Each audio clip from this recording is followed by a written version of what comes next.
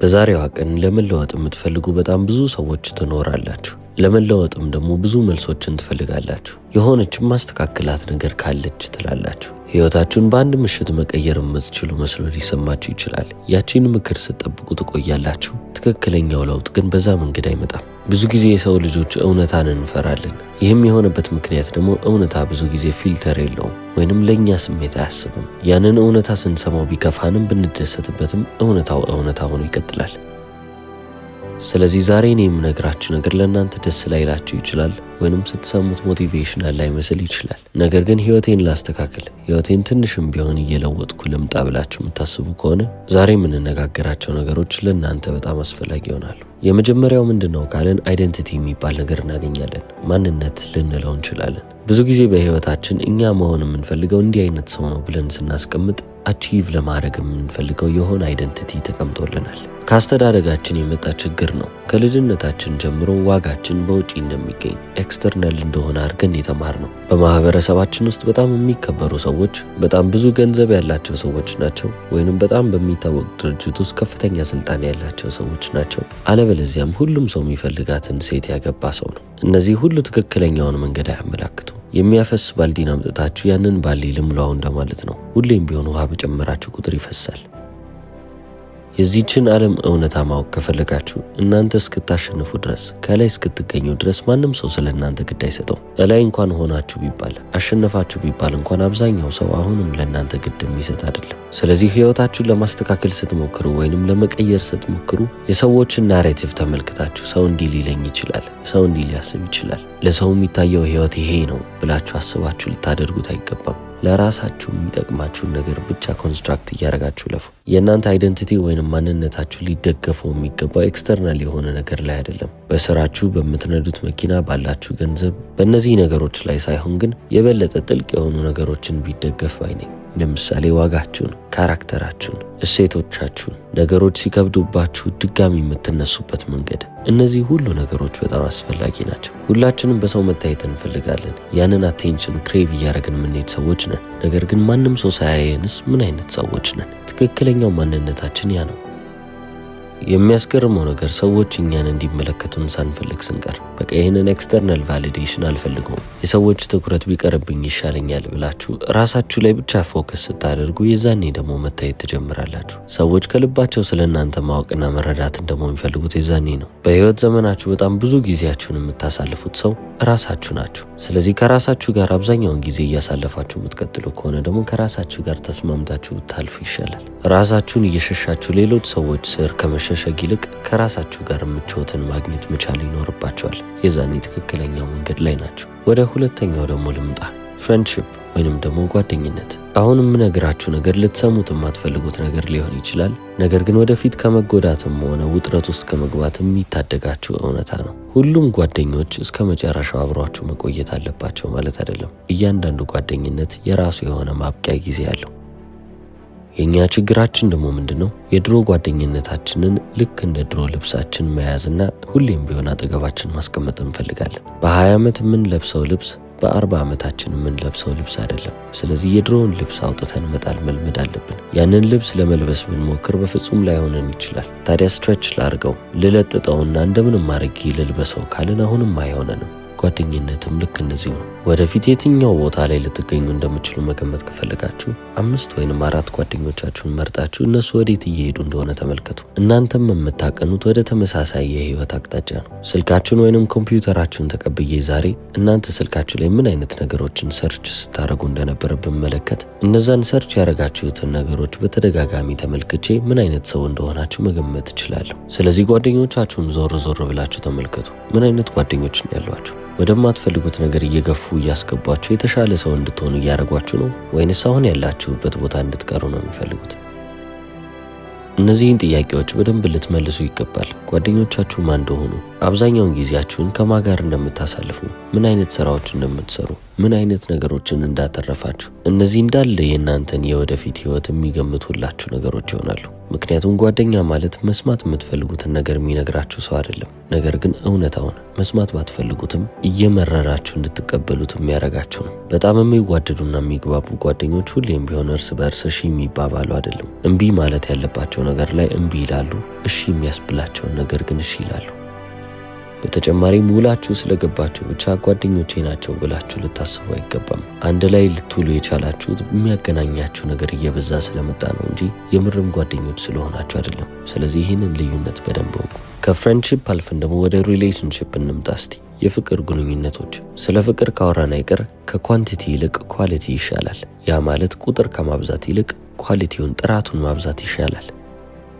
እስከ ዛሬ ድረስ 15 ፍቅረኞች የነበሩትን ሰው አይታችሁ ስለ ሪሌሽንሺፕ ምከረኝ ልትሉት አይገባም። ምክንያቱም እሱ የተነሳበት ነጥብ ኳንቲቲ የሚባለው ነጥብ ላይ ነው። ስለዚህ የቁጥር ጨዋታ ከመጫወት ይልቅ መጀመሪያ እናንተ ዲፕ የተባለ ኮኔክሽንን ቢልድ ልታደርጉ ይገባል። ከዛ ከምትፈልጉት ሰው ጋር ጥልቅ የሚባል ግንኙነትን እየመሰረታችሁ መታችሁ ስሩን ወይንም መሰረቱን እያጠነከራችሁ መሄድ ይኖርባቸዋል። ታዲያ ይህም ደግሞ እንዲጠነክር ከፈለጋችሁ ከሰዎች ጋርም ኮኔክት ማድረግ ከፈለጋችሁ እናንተን ሲመለከቱ ከዚህ ሰው ጋር ኮኔክት ማድረግ አለብኝ ብለው የሚያስቧችሁ መሆን አለባችሁ። እያንዳንዱ ጤናማ የምትሉት ግንኙነት የተመሰረተው በባውንድሪ ላይ ነው። ስለዚህ የራሳችሁን ቀይ መስመር ማስመር መቻል አለባችሁ። ማንንም ሰው ብትወዱ ምንም ያህል ብትወዱት እነዛን ቀይ መስመሮች ሊጥስ ወይንም ደግሞ ሊያልፍ አይገባም። ሁሉም ነገር በመስመር ሲሆን ልክ ሲኖረው ነው ጥሩ።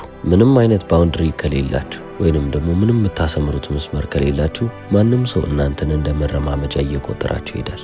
ራሳችሁን ደግሞ እንደዛ አይነት ቦታ ላይ ማስቀመጥ አትፈልጉ። በህይወታችሁ በዚህ ገጽ ላይ ስትሆኑ እንግዲህ በጣም ማቹር ማድረግ አለባችሁ ወይንም ብስለት ሊኖራችሁ ይገባል። ብሩታል ኦነስቲ የሚባል ነገር አለ።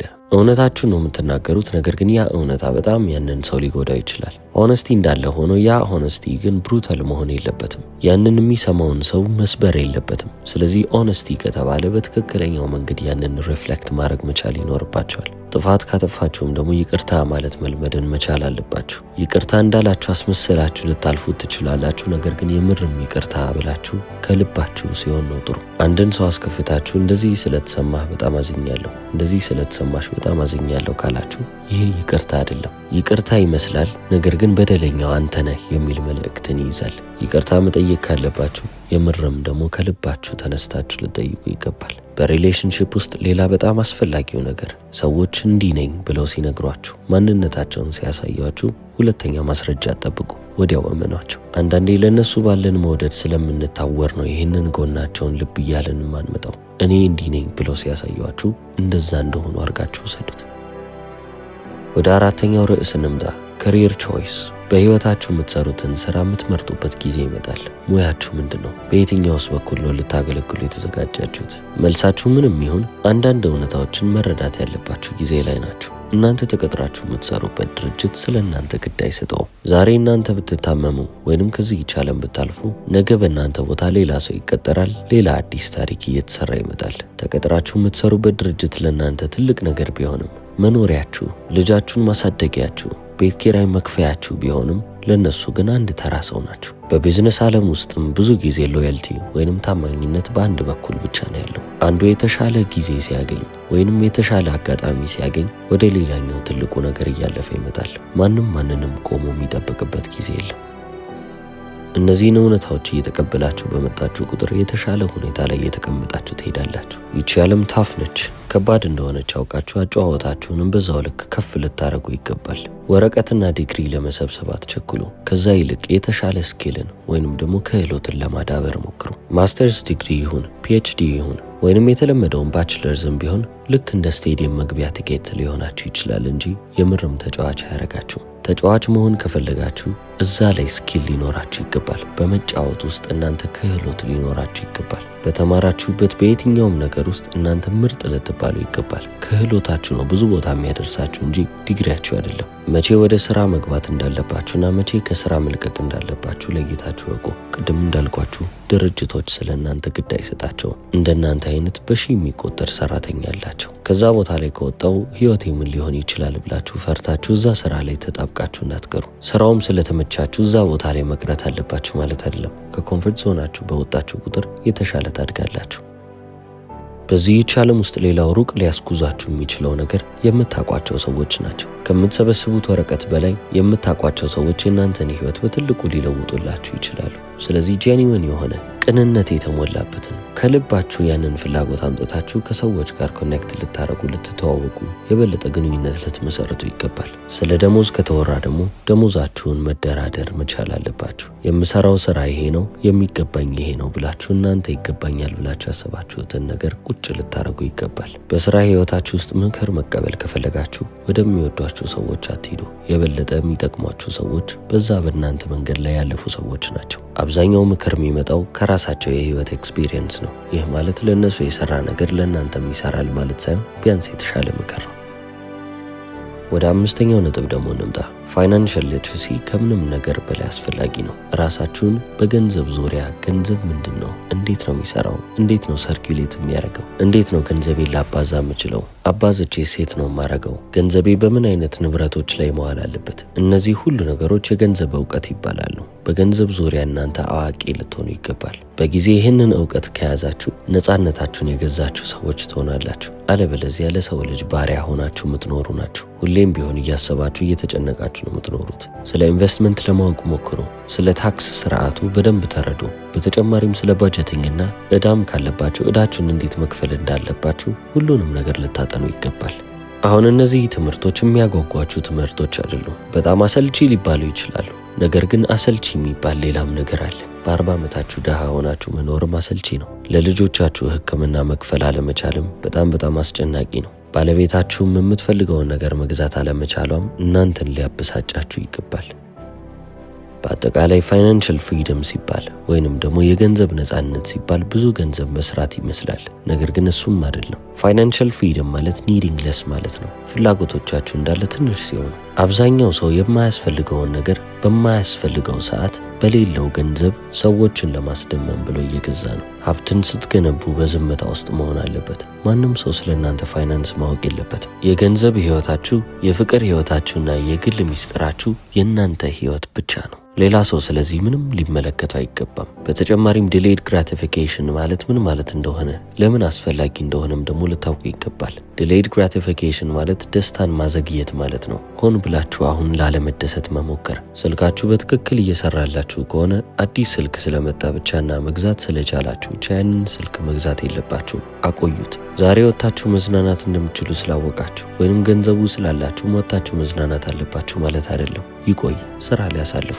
ስራችሁን የበለጠ ካለመለማችሁ በኋላ ሲስተም ውስጥ እያስገባችሁ ትመጣላችሁ። ራሱ በራሱ እንዲሄድ ታረጉታላችሁ። የዛኔ መዝናናቱ ይደርሳል። እነዚህ በጣም ቀላል የሚባሉ እውነታዎች 90% ከሚሆነው ህዝብ ለይተው ወደ ላይ ከፍ የሚያደርጓችሁ ነገሮች ይሆናሉ።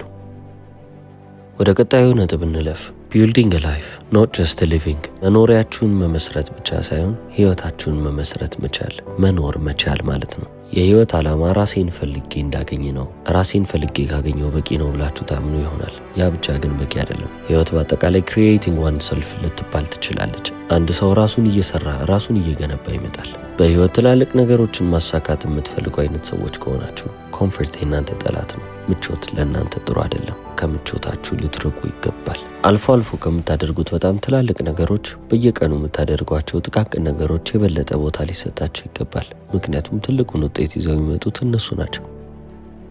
በአጠቃላይ ህይወት ብለን ያሰብናት ነገር የሀቢት ወይንም ደግሞ የልማዶቻችን ጥርቅም ነች። ሶሻል ሚዲያ ላይ ቁጭ ብለን ስክሮል ከምናደርግ በቀን 30 ደቂቃ በየቀኑ ብናነብ አይምሯችን ሶሻል ሚዲያ ላይ በመቀመጡ ከሚያገኘው ነገር የበለጠ ወይንም የተሻለ ነገሮችን እያወቀ ይሄዳል። ስለ ህይወት የተሻለ አንደርስታንዲንግ እንዲኖራችሁ፣ የተሻለ ግንዛቤ እንዲኖራችሁ ከፈለጋችሁ ካላችሁበት አካባቢ ራቅ ብላችሁ ለመሄድ ሞክሩ። ትራቭል አድርጉ እያልኳችሁ ነው። ይህንን ስላችሁ ብዙ ገንዘብ ማውጣት የለባችሁም። እናንተ ሄዳችሁ የማታውቁበት ቦታ ለመሄድ ሞክሩ። እዛ ስትሄዱ ህይወት ምን ያህል ከእናንተ ህይወት ውጪ እንደሆነች ትገነዘባላችሁ። የሌሎች ሰዎችን ህይወትና የሌሎች ሰዎችን ችግር ስታዩ የእናንተ ችግር ምን ያህል ትንሽ እንደሆነች ትገነዘባላችሁ። ፐርስፔክቲቭ የሚባለው ነገር በህይወት አስፈላጊ ነው። በህይወታችሁ ሌላ የሚያስፈልጋችሁ ነገር ሚኒማሊዝም ነው። የሰው ልጅ ያደረገውን ነገር እንዳለ እያደረጋችሁ እንዳትቀጥሉ። እናንተ የሚያስፈልጋችሁን ነገር ብቻ እያደረጋችሁ ለፉ። ያ ማለት እገሌ መኪና ስለገዛ እናንተ መግዛት የለባችሁም። አቅሙ ቢኖራችሁም አሁን ያላችሁ መኪና በቂ ከሆነ በቂ ነው። እንትና 10 10 ቦርሳ ስላላት እናንተም 10 ቦርሳ መግዛት አለባችሁ ማለት አይደለም።